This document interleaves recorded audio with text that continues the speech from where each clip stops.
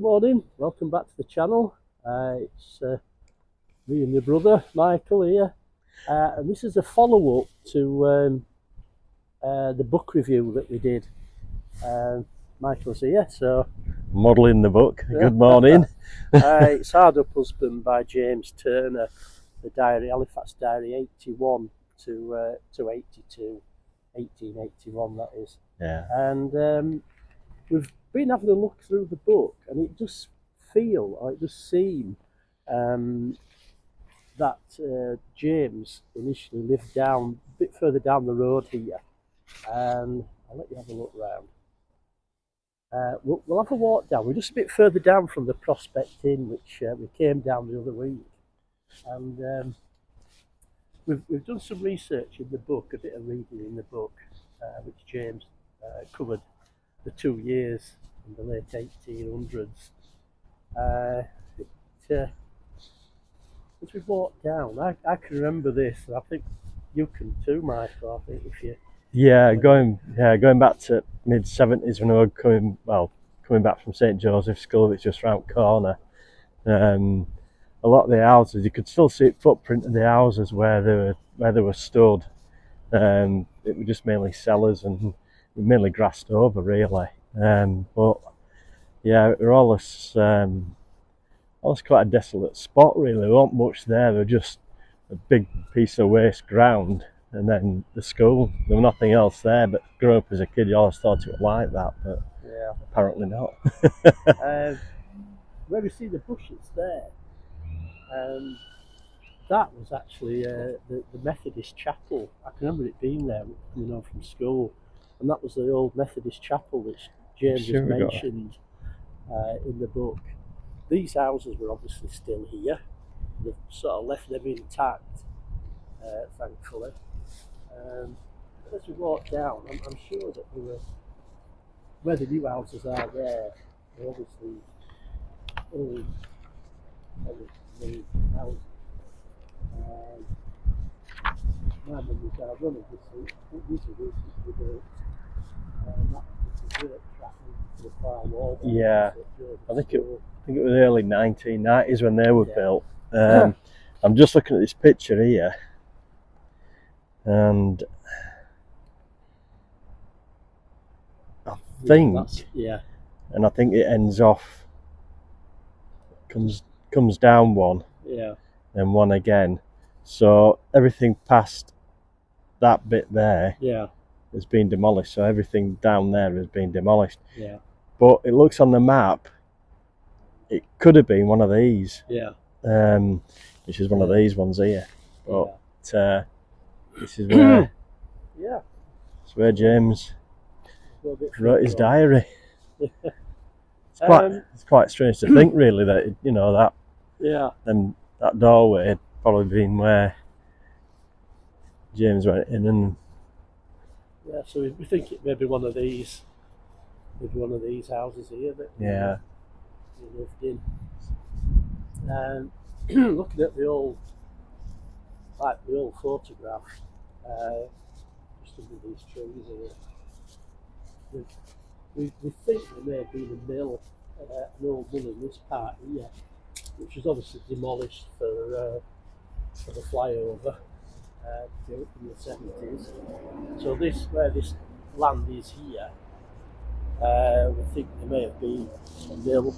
Yeah, you can actually see it. So obviously we're about there now. So obviously that mill, and probably just a little bit further down, but it looks about 6 stories high. So it's a pretty substantial building, really. Probably a Loftman or something. Reading the book is I keep having another read through and finding different things that spring to mind when checking what sort of life James was leading, and his wife, is it Martha? Yeah. He did mention in there that he had dreams of, initially going back to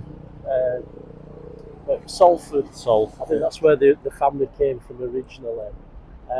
Then he had another scheme where he wanted to go out to what he called the colonies, which is probably Australia, New Zealand, or Canada, and he must have found an application in a national newspaper where if you send £1 for each person travelling out to wherever they're going to go with the documentation, it could set off for a new life in the colonies.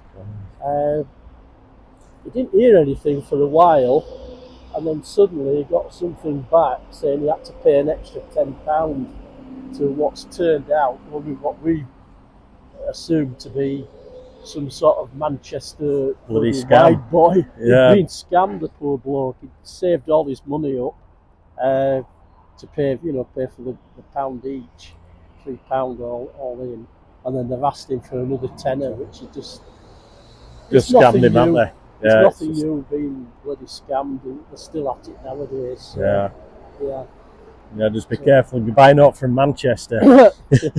Yeah. So it's it's a bit of a sad tale. He did his best. He did all sorts of things to better his life. He did like a shorthand course. Yeah. Yeah. I think languages as well, didn't he? I think he tried learning languages and stuff. He also got involved in local theatre productions. I think you mentioned something, about it. Yeah, I'll just turn around and we can get a... Yeah, so... see where we are. It'd be nice to know where the... is it the little playhouse where he went to? Yeah. I just wonder if it was that one on North Bridge. There were a playhouse. There were quite a few theatres there. Yeah.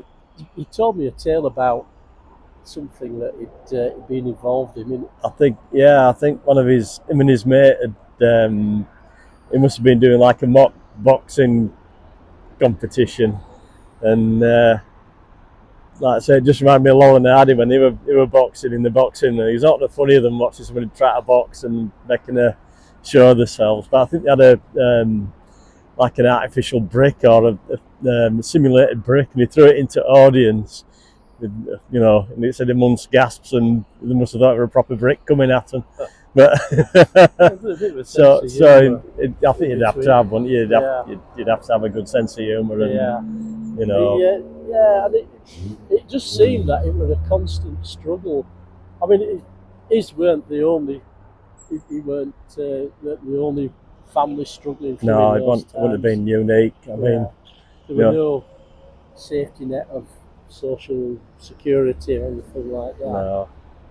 So the poor bugger were working, like most of them did, just to keep their head above water, really. Yeah. So, and his missus were working as well. I think she was a seamstress, wasn't she? She worked from home, I think, by the sound of it. Yeah. But you just laundry as well. Which you'd have to do. Sad. Hard old times, wasn't it? Sad carry on. Yeah. Right. We'll go a bit further on. Ahead of us there, where the flats are. Sorry. Where the flats are, you'll see that just before the flats, there's like modern garages, car showrooms and things. There were Hanson's Mill there that my dad used to tell us about. Yeah. So that's what was going on there. There were plenty of mills, and I think Halifax were quite lucky, really. There was plenty of jobs, there was plenty of employment, and I think in the probably late 1800s, mid 1800s, that's how it was. Langhams ended up here for the jobs.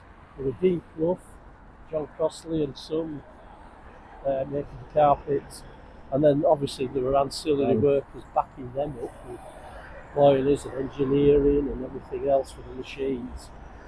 Then there were John McIntosh, toffees, making all the toffees. So, plus the transport as well, obviously. James was employed as a lad riding a cart with a horse, so And quite a few jobs with sound. So I think you had to do it.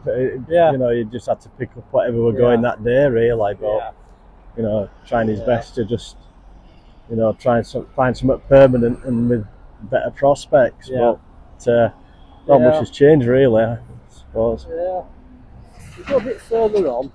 I read one yesterday that he'd taken up this horse and cart driving job, and he were delivering to Hebden Bridge from Halifax. It must have been a hell of a trek. Must have taken the best part of the day to get there and back. You think at roads today, which is pretty quick, but back then you'd have been over the tops, wouldn't you? You'd you know. I think he'd have probably been on Burnley Road, being called something else. Yeah. That was there. Which was now. No, you're okay. Yeah, 646. So that's part of it. I'll just put you on pause, and we'll come back when we've gone a bit further with some other bits and pieces about James.